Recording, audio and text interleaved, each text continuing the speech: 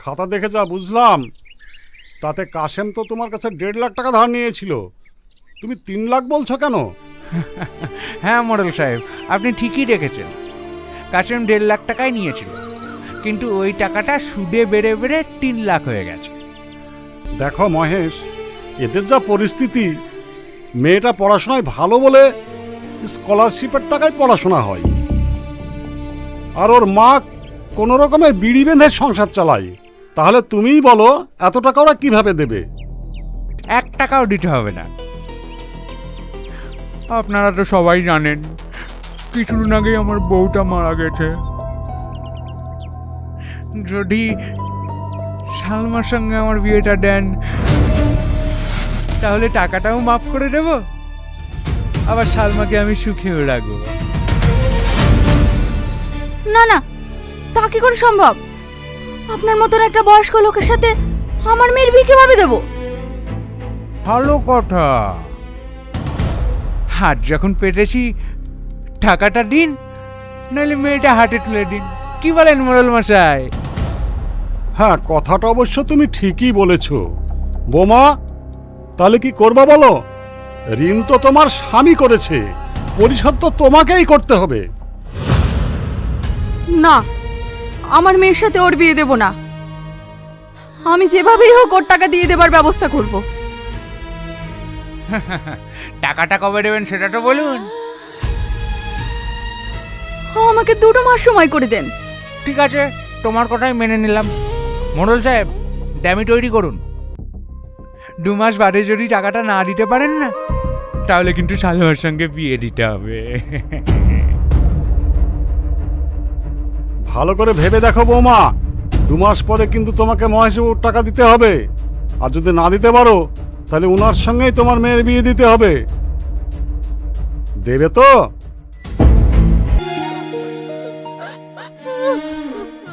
তাহলে ওই কথাই রইলো। ওই চলো সবাই।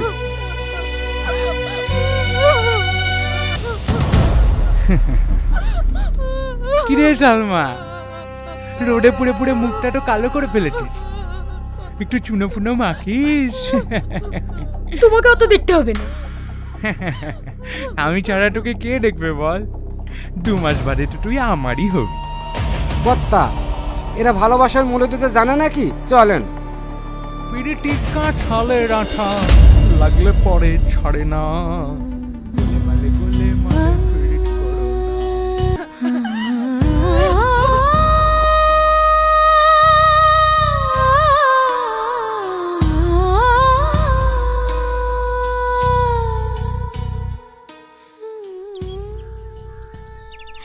কাল সিনেমা দেখতে গিয়ে কি মজা যে হয়েছে।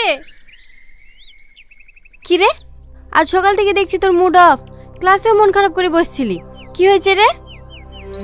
ও কিছু না। নিশ্চয় টনির কথা ভাবছিলি।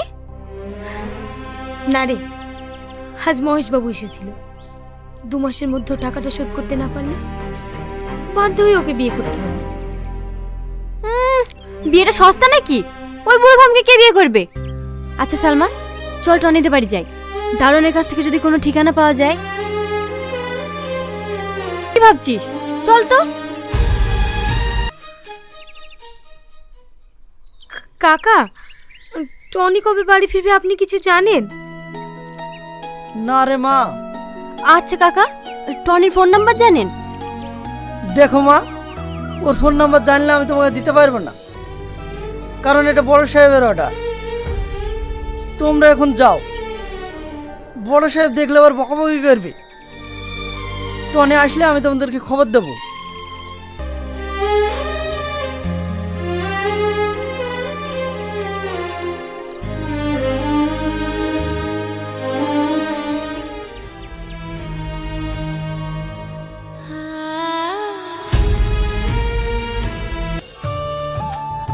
সালমা, সালমা, কি গো তুমি এত হাসছো কেন?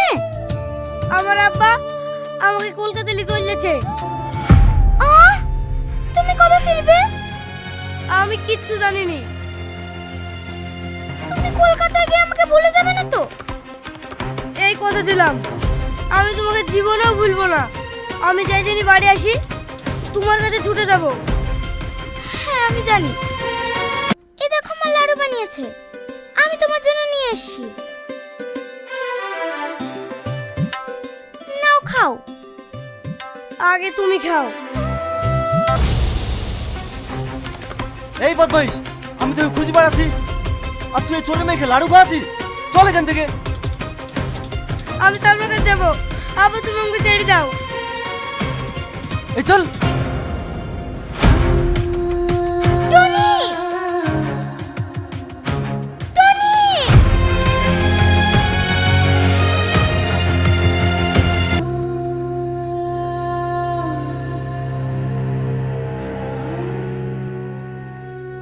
বুড়ি আর কতদিন টনির লেগে অপেক্ষা করে থাকবি বলতো? সারা জীবন। ওকে আমি কোনোদিনও ভুলতে পারবো না, মৃত্যুর আগ পর্যন্ত। এই পরীক্ষা তো শেষ হয়ে গেল, চো সবাই মিলে আমরা দার্জিলিং ঘুরে আসি। কিরে টনি, যাবি তো? না রে, আমি যাব না, তোরাই যা। অনেক বছর বাড়ি যাওয়া হয়নি, তাই ভাবছি বাড়ি যাব। তা যাবা কেন? তুমি যে কিসের জন্য বাড়ি যাবা তা আমরা ভালোভাবেই জানি। হ্যাঁ, তুই ঠিকই ধরেছিস। আমি সালমার জন্য বাড়ি যাচ্ছি। ওর সঙ্গে আমার 10 বছর দেখা হয়নি। আচ্ছা তুই কি করে ভাবলি তুই 10 বছর পর বাড়ি যাবি আর তোর লেগে অপেক্ষা করে বসে থাকবে? আরে ও গ্রামের মেয়েরে ভাই, দেখা বিয়ে শাদী করে সংসার করছে। হয়তো তুই ঠিকই বলছিস, কিন্তু গ্রামের ভালোবাসা হলেও সেটা সত্যিকারের ভালোবাসা। আর আমার বিশ্বাস ও আমার জন্য এখনো অপেক্ষা করে আছে। তাহলে কবে যাচ্ছিস? আজকে রাতেই বেরোবো।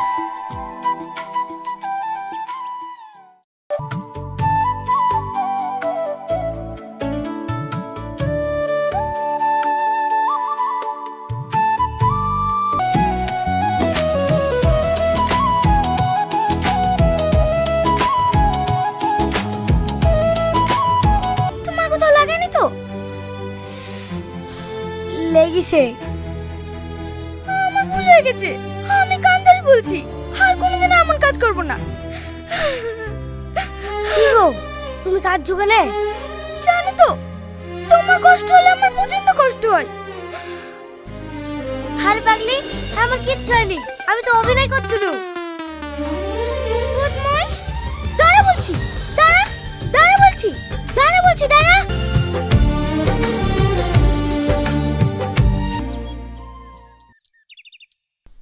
বাড়িতে কেউ আছেন?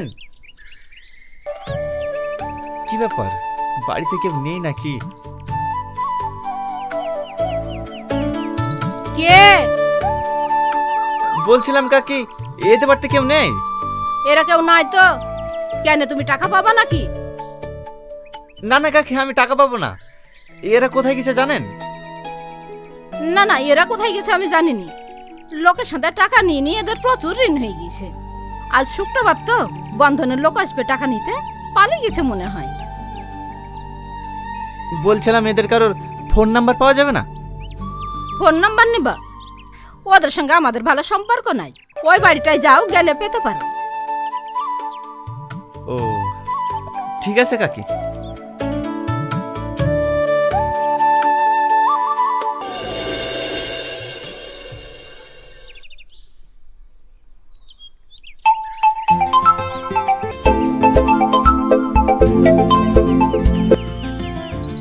হ্যালো, কে সালমা?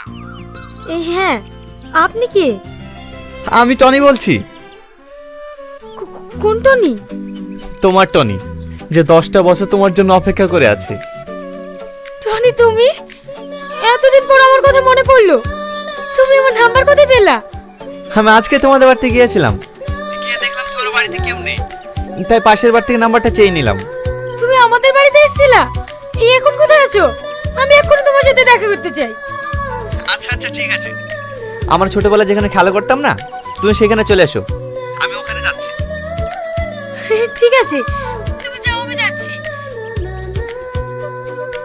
কি রে, টনি ফোন করেছিল? হ্যাঁ, এক্ষুনি ওর সঙ্গে দেখা করতে যাবো বান্ধবী, এক্ষুনি। আজ আমি ভীষণ খুশি। আজ 10 বছর পর তুই তোর ভালোবাসার মানুষের সাথে দেখা করতে যাবি। তোদের এই ফিলিংস দেখে কি মজা হবে।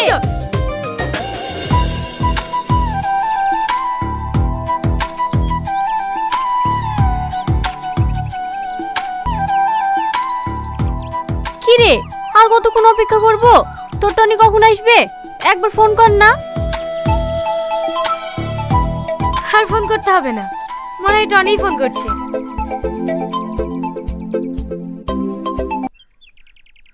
হ্যাঁ কাকে বলো। কি? মার বুকে যন্ত্রণা করছে, নিঃশ্বাস পাচ্ছে না। আমি এক্ষুনি আসছি। হে সাথী, মার খুব শরীর খারাপ, আমাকে এক্ষুনি যেতে হবে। টনি আসলে তুই বলিস ওর সাথে আমি কালকে দেখা করবো। অলি, তোকে টেনশন করতে হবে না, আমি ঠিক ওকে বুঝে বলবো, তুই যা।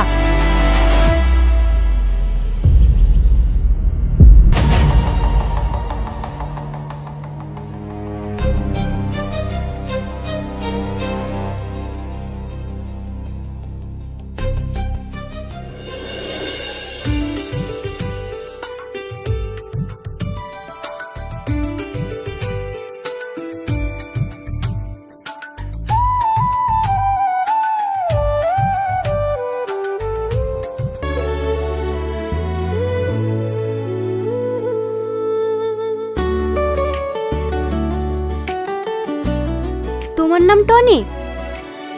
হ্যাঁ, ওয়াও, সো হ্যান্ডসাম।